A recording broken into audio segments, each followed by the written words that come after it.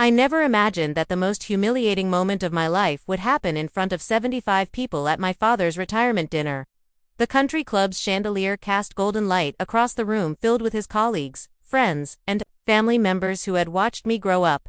But as I stood there, clutching my purse with trembling hands, listening to his venomous words cut through the air like shattered glass, I realized that sometimes the people we love most are capable of the cruelest betrayals. The evening had started like any other family gathering. My husband Marcus and I arrived precisely at 6, as requested. I wore the navy dress my father had complimented at Christmas, hoping to please him on his special night. After 37 years at the firm, he deserved recognition, and despite our complicated relationship, I wanted to be there for him. The tensions between us had been building for months, ever since I made the decision that changed everything between us. My father stood at the podium, distinguished in his charcoal suit, silver hair perfectly styled. He spoke eloquently about his career, thanking partners and associates who had shaped his journey. The audience hung on every word, nodding and smiling at appropriate moments. I felt proud watching him command the room with the same confidence that had intimidated me throughout my childhood. But then his tone shifted, becoming colder, more personal. He began talking about family values and loyalty, about the importance of tradition and respect for elders. The words seemed innocent enough to the guests, but I recognized the underlying message. My stomach tightened as his eyes found mine across the room. There was something calculated in his gaze, something that made my heart race with dread. Marcus must have sensed my discomfort because he reached for my hand under the table, his fingers intertwining with mine in a gesture that had always provided comfort. The first direct blow came disguised as humor. My father shared an anecdote about teaching children the value of hard work and integrity, then made a pointed comment about how some lessons seemed to fall on deaf ears. A few people chuckled, thinking it was typical parental ribbing, but I knew better. The knot in my stomach grew tighter. I had experienced his passive-aggressive tactics before, but never in such a public setting. Then came the moment that shattered everything. My father's voice rose as he declared that some family members had chosen to prioritize their own selfish desires over family loyalty. The room grew quiet, sensing something deeper beneath his words. He looked directly at me and announced that, since I had made my choice clear by defying his wishes and pursuing my own path, perhaps it was time I learned to live with the consequences of those choices without the safety net of family support. The silence in the room was deafening. I felt every pair of eyes turn toward me, watching as color drained from my face. My throat constricted as I tried to process what was happening. My own father was publicly disowning me at his retirement celebration, in front of everyone who mattered to both of us. The humiliation burned through my chest like acid, making it difficult to breathe. He continued, explaining to the confused audience that sometimes tough love requires difficult decisions. He spoke about cutting ties with those who refused to honor family expectations, making it clear that I was no longer welcome in his life. The words hit me like physical blows, each one designed to cause maximum damage. I wanted to disappear, to sink through the floor and escape the mortification that consumed me. People began whispering among themselves, trying to understand what they had witnessed. Some looked sympathetic, others appeared uncomfortable, and a few seemed almost entertained by the family drama unfolding before them. I stood frozen, unable to move or speak, paralyzed by the magnitude of his public rejection. This was my father, the man who had taught me to ride a bicycle and walked me down the aisle just 3 years ago. Marcus squeezed my hand tighter, and I could feel his anger radiating through his stillness. He had witnessed my father's emotional manipulation before, but this crossed every line of decency and respect. I knew my husband well enough to recognize the signs of his barely contained fury. The way his jaw clenched and his free hand formed a fist on the table. But I also knew he was waiting, calculating the right moment to respond. My father concluded his speech with a toast to new beginnings and fresh starts, clearly meant to emphasize his decision to cut me from his life. The audience raised their glasses uncertainly, unsure whether to celebrate or offer condolences. I remained standing, feeling like a criminal on trial, condemned without the opportunity to defend myself or explain my side of the story. That had led to this devastating moment. The applause that followed my father's speech felt hollow and confused, like people weren't quite sure what they had witnessed or how they should respond. I remained frozen in place, my legs refusing to carry me away from the nightmare unfolding around me. The country club's elegant atmosphere suddenly felt suffocating. With its pristine white tablecloths and sparkling crystal glasses that reflected my shame back at me from every angle. My mind raced backward through the months leading to this moment, trying to understand how our relationship had deteriorated so completely. The conflict had started when I made the decision to leave my position at his law firm to pursue my dream of opening a non-profit organization for underprivileged children. He had built that firm from nothing, and in his mind, I was rejecting everything he had worked to give me, but for me, it was about finding my own purpose. Creating something meaningful beyond the corporate world that had never felt like home. We had argued countless times about my choice. Each conversation growing more heated and bitter. He accused me of being ungrateful and naive, throwing away security for foolish idealism. I tried to explain that I needed to follow my own path, that I couldn't live my entire life in his shadow, doing work that felt empty and meaningless, but he saw my decision as a personal betrayal, a rejection of him rather than simply a different life choice. The tension had reached a breaking point 3 months ago when I officially submitted my resignation. He refused to speak to me for weeks, ignoring my calls and turning away when I visited his office.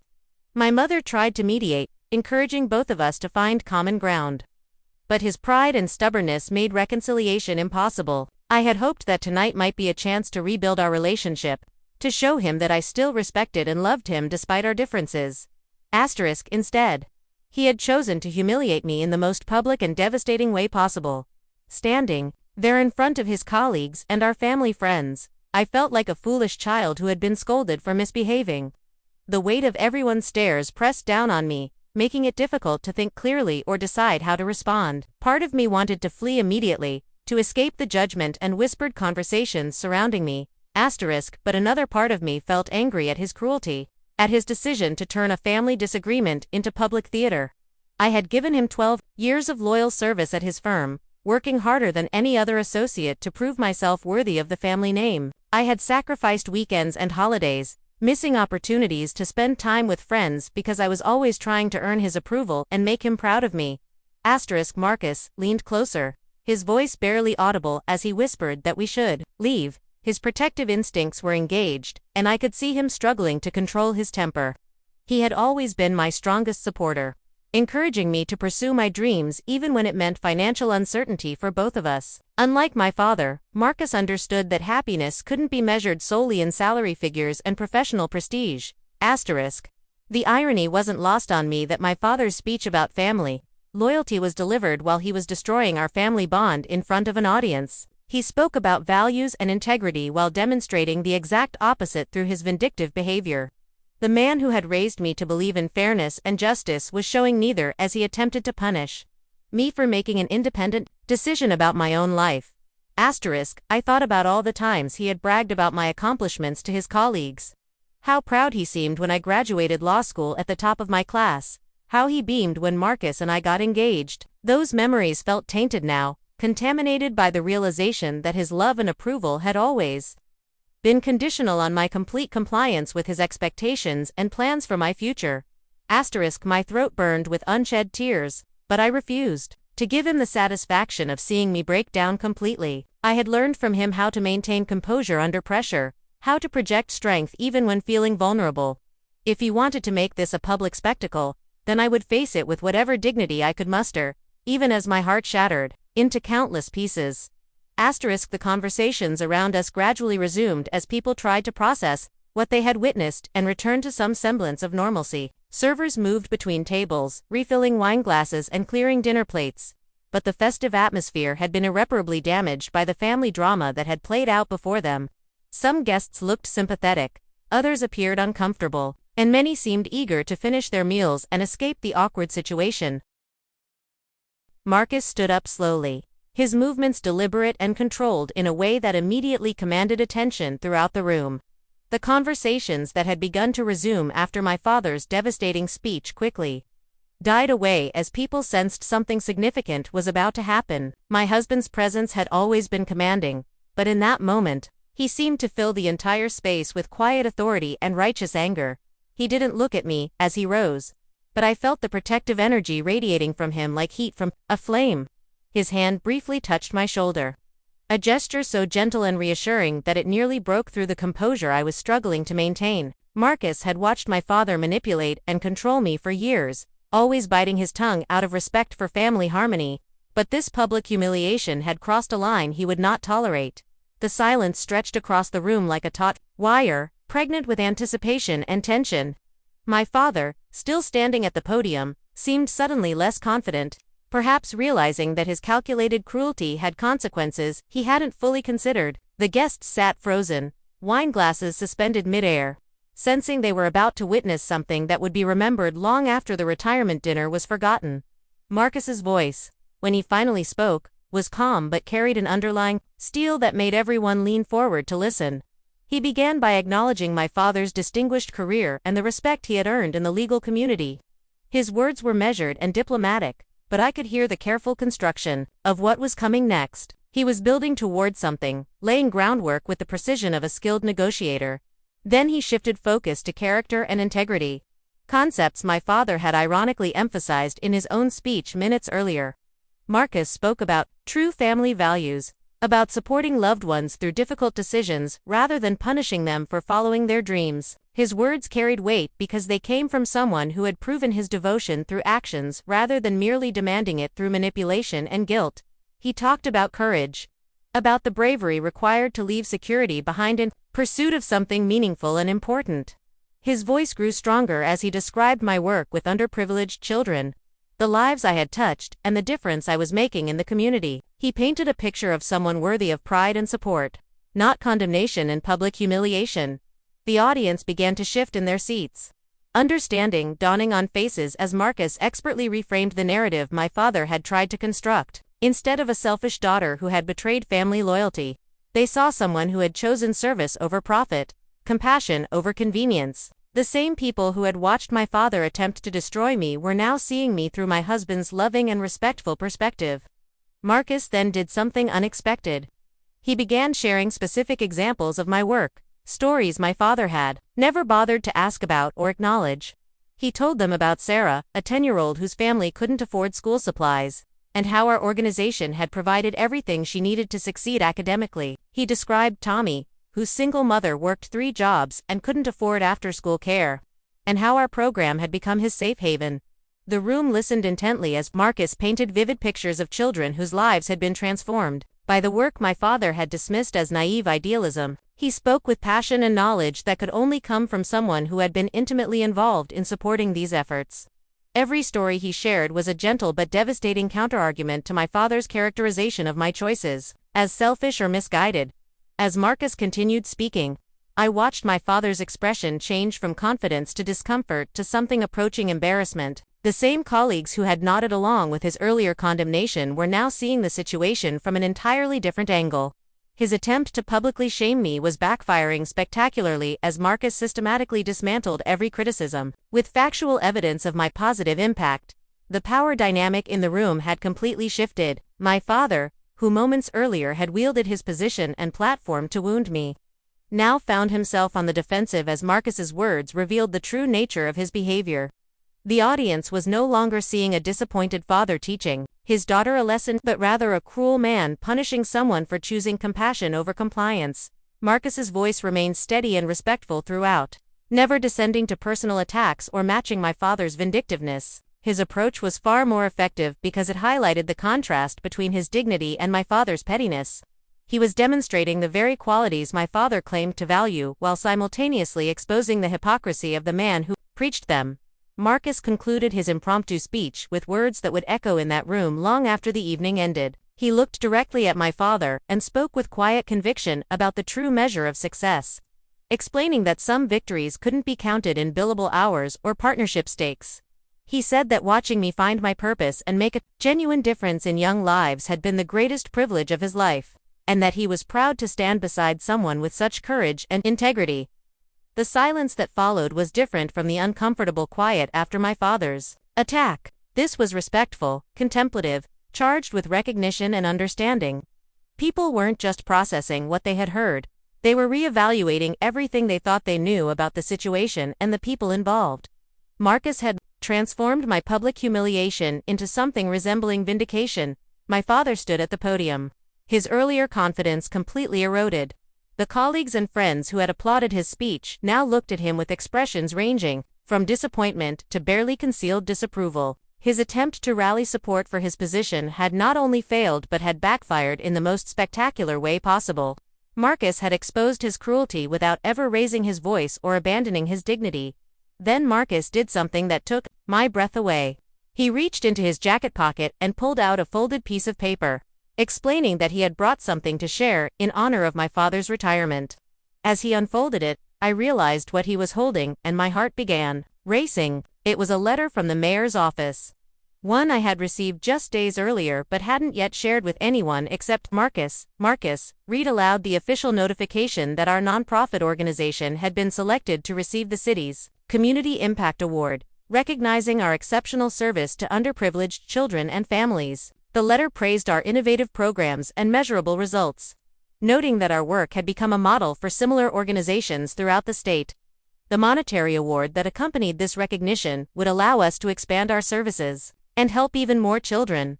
The room erupted in genuine applause this time, not the confused and half-hearted clapping that had followed my father's speech. People were standing, smiling, looking at me with newfound respect and admiration.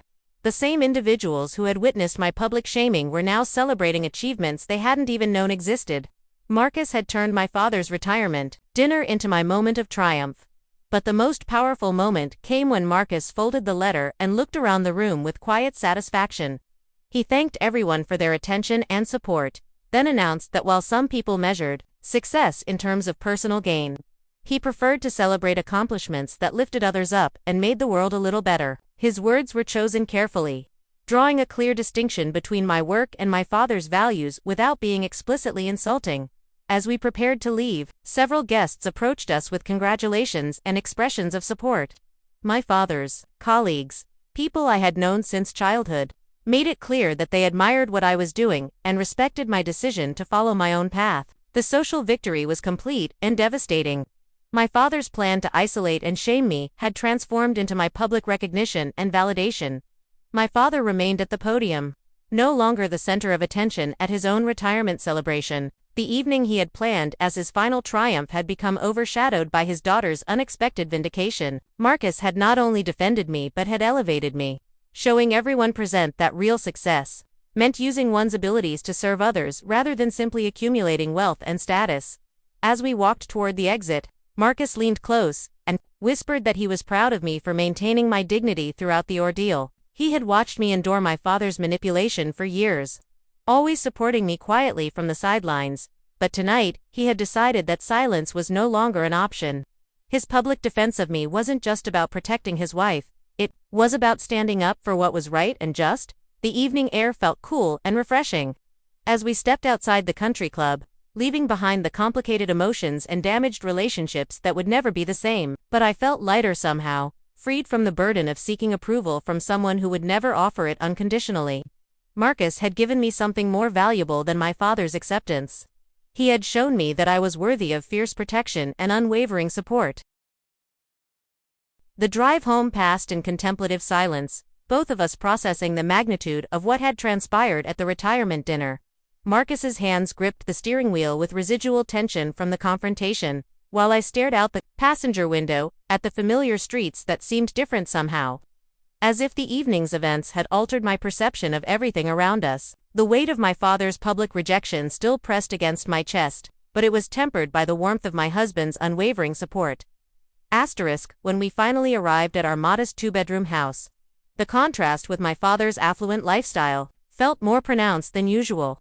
We had chosen to live simply, investing our time and resources in the nonprofit rather than accumulating material possessions that would impress others. Tonight, that choice felt validated in ways I hadn't expected. Our small living room, filled with handmade thank you cards from the children we served, suddenly seemed infinitely more valuable than my father's prestigious address.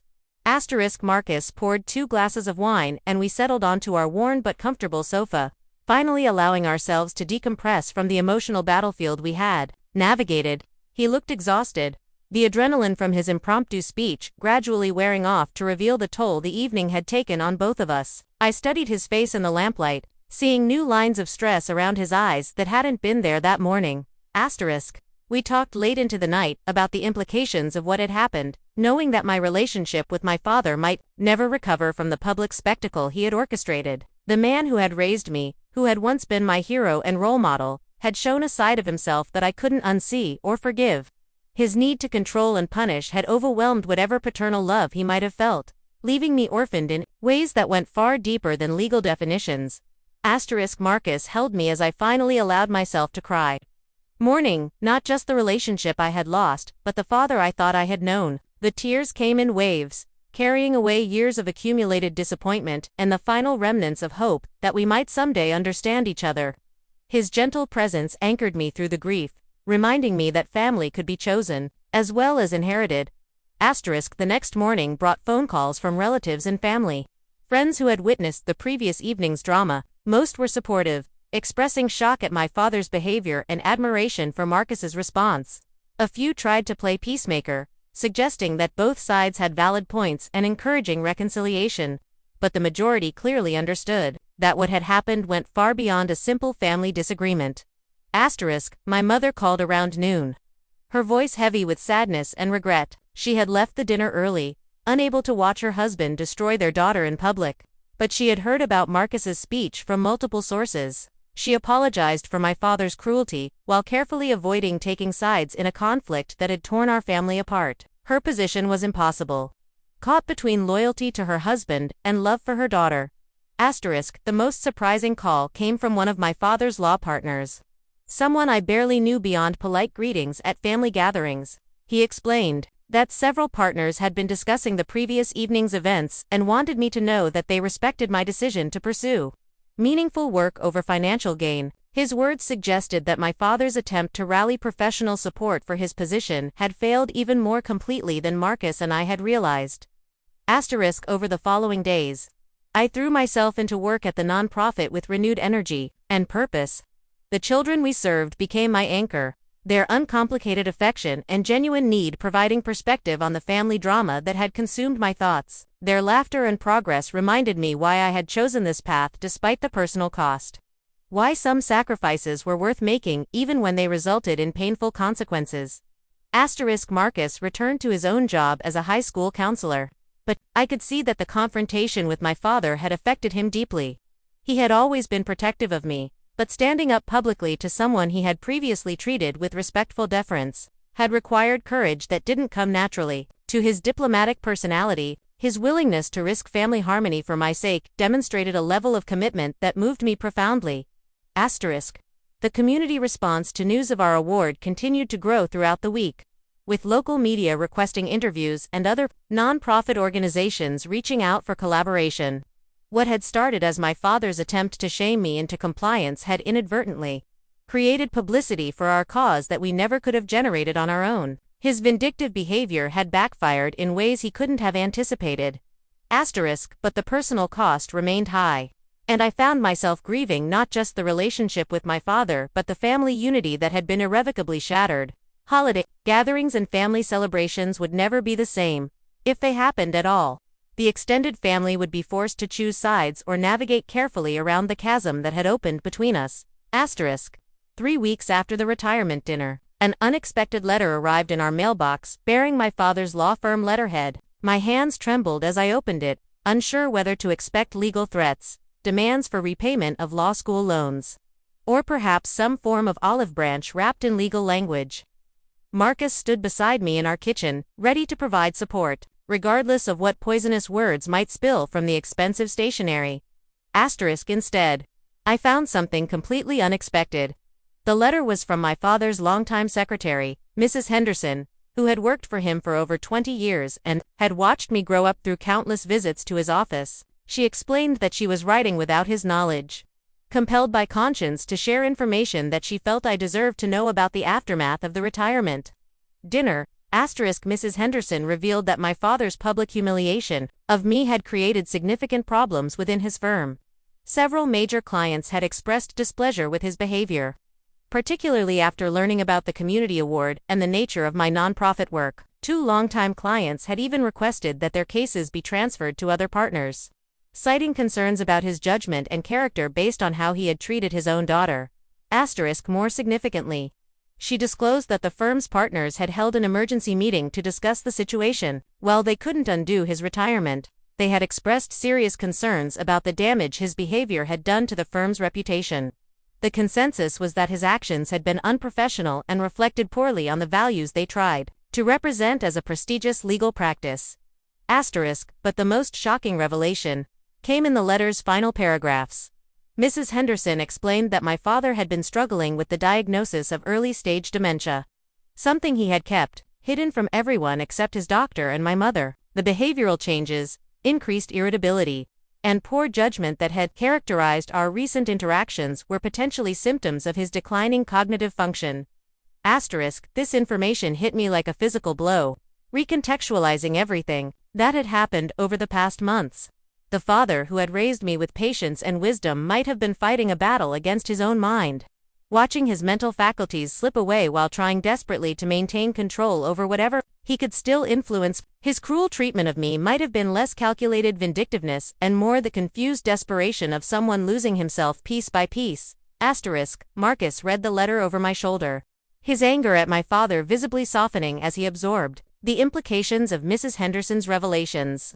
We sat at our kitchen table in stunned silence, trying to process how this new information changed our understanding of recent events. The retirement dinner took on a different character when viewed through the lens of a man potentially struggling with cognitive decline. I found myself torn between anger at being kept in the dark about his condition and sympathy for what he must have been experiencing if he was indeed showing early signs of dementia. Then his fear of losing control over his life and legacy would have been overwhelming. My decision to leave his firm might have felt like one more thing slipping away from his influence, triggering an extreme response born of desperation rather than simple cruelty. Mrs. Henderson concluded her letter by urging me to consider reconciliation. While meaningful communication was still possible, she emphasized that whatever medical challenges he might be facing, my father's love for me remained real, even if his ability to express it appropriately was becoming compromised. Her words carried the weight of someone who had observed our relationship from the outside for decades. The letter raised difficult questions about responsibility and forgiveness. If my father's behavior was influenced by medical conditions beyond his control, did that excuse the pain he had caused? Could I find a way to separate the man I had known and loved from the symptoms of a disease that was stealing his personality and judgment? The ethical and emotional complexities felt overwhelming. Marcus and I spent hours discussing what this revelation meant for our future relationship with my father. The protective anger that had driven his speech at the retirement dinner was now complicated by compassion for someone who might be fighting a battle we didn't fully understand. His natural empathy as a counselor made him more inclined toward forgiveness and understanding than I felt capable of embracing. But I also recognized that regardless of any medical explanations, the public humiliation and emotional damage were real and lasting.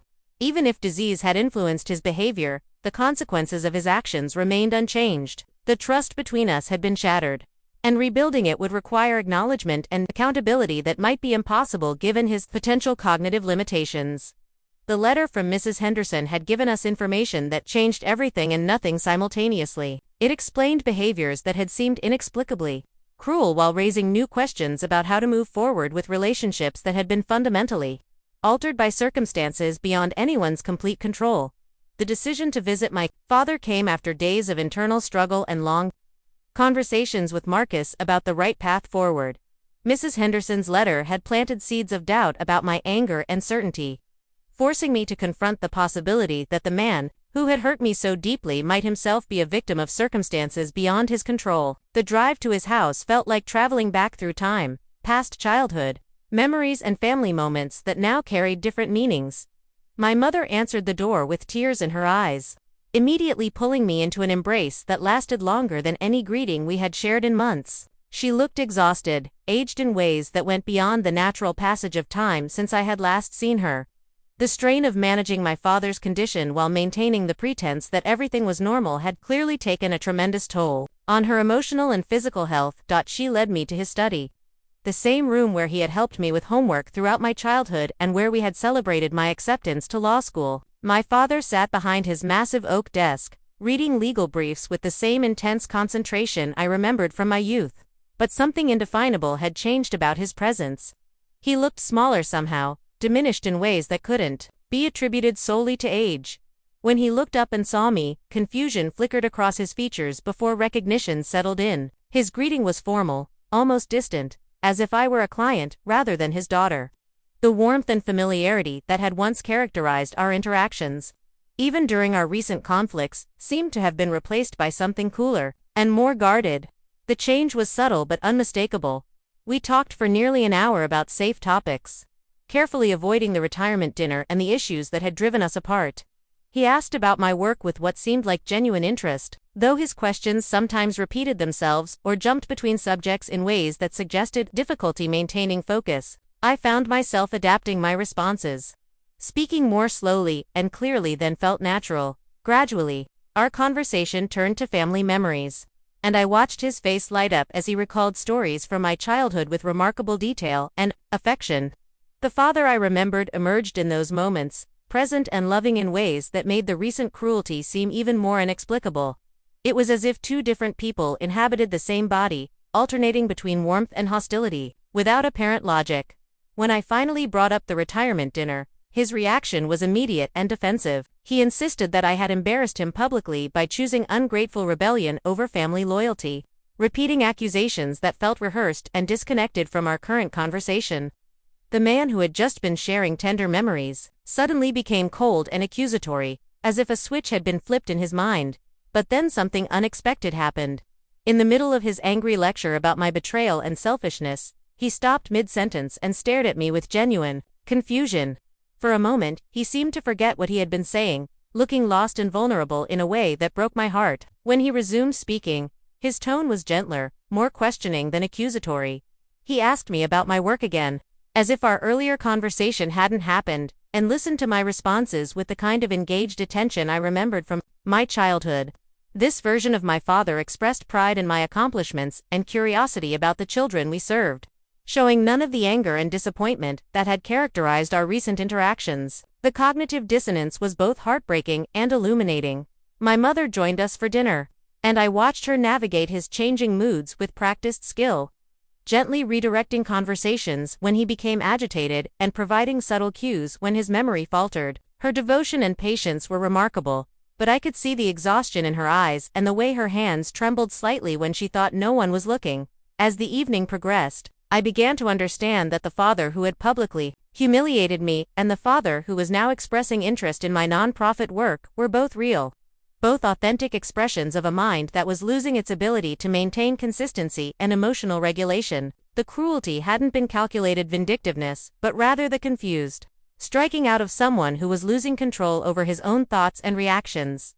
This realization didn't erase the pain of his public rejection or immediately restore our relationship, but it provided context that changed how I understood what had happened between us. The retirement dinner began to seem less like a deliberate attack and more like the desperate act of someone fighting a battle against his own declining faculties, using the only weapons he thought he still possessed. Before leaving that night, I sat with him in his study once more, watching him organize papers with meticulous care that seemed to provide comfort and structure in a world that was becoming increasingly unpredictable.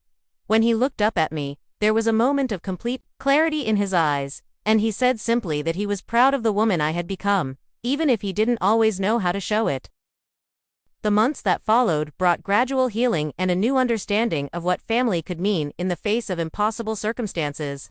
Marcus and I began visiting my parents regularly, not to repair what had been broken at the retirement dinner, but to build something different and more honest in its place. My father's condition progressed slowly, with good days and bad days, moments of clarity mixed with increasing confusion and emotional volatility.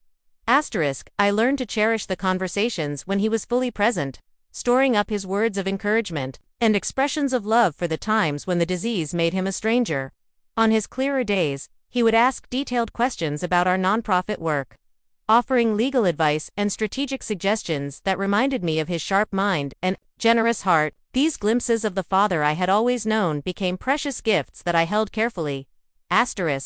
The community award ceremony took place 6 months after the retirement dinner, and to my surprise, both my parents attended. My father sat in the front row, wearing his best suit and beaming with unmistakable pride as I accepted recognition for our organization's work. When they called my name, he stood and applauded with enthusiasm that erased the memory of his earlier public condemnation. At least for that perfect moment. Marcus continued to be my anchor through the complicated emotions of loving someone whose disease made him unpredictable and sometimes hurtful. His patience with my father's condition and his support for my decision to rebuild our relationship demonstrated the depth of his character and commitment. He never once suggested that I should protect myself by maintaining distance, instead encouraging forgiveness and understanding. Our nonprofit work flourished beyond anything I had imagined when I first left my father's law firm. The publicity from the award, combined with growing community support, allowed us to expand our programs and serve twice as many children. Each success felt like validation not just of my career choice, but of the values my father had instilled in me during his healthier years, even if he couldn't always remember teaching them.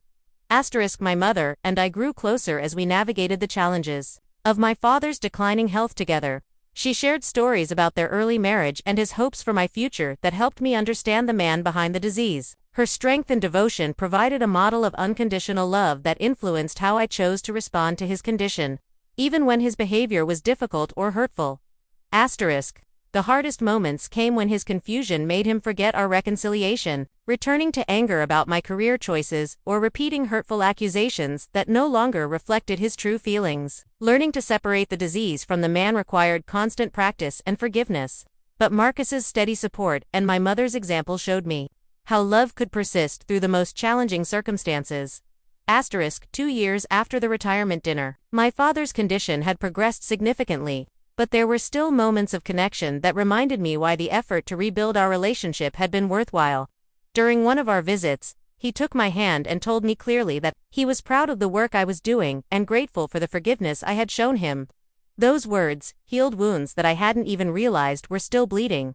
The nonprofit eventually grew large enough to require a larger staff and permanent facility, achievements that felt like vindication of every difficult choice Marcus and I had made. We named the new building after my father, honoring both the man who had raised me and the lessons about service and integrity that had shaped my values, even when his illness made him forget them himself.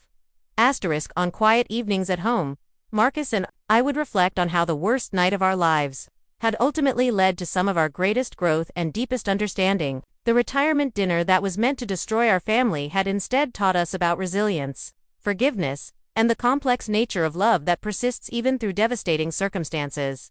The story didn't end with dramatic reconciliation or perfect resolution, but rather with the quieter triumph of choosing compassion over anger, understanding over judgment, and love over the easier path of permanent estrangement. Marcus's courage in defending me that night had given us both the strength to face whatever challenges lay ahead, together and with grace.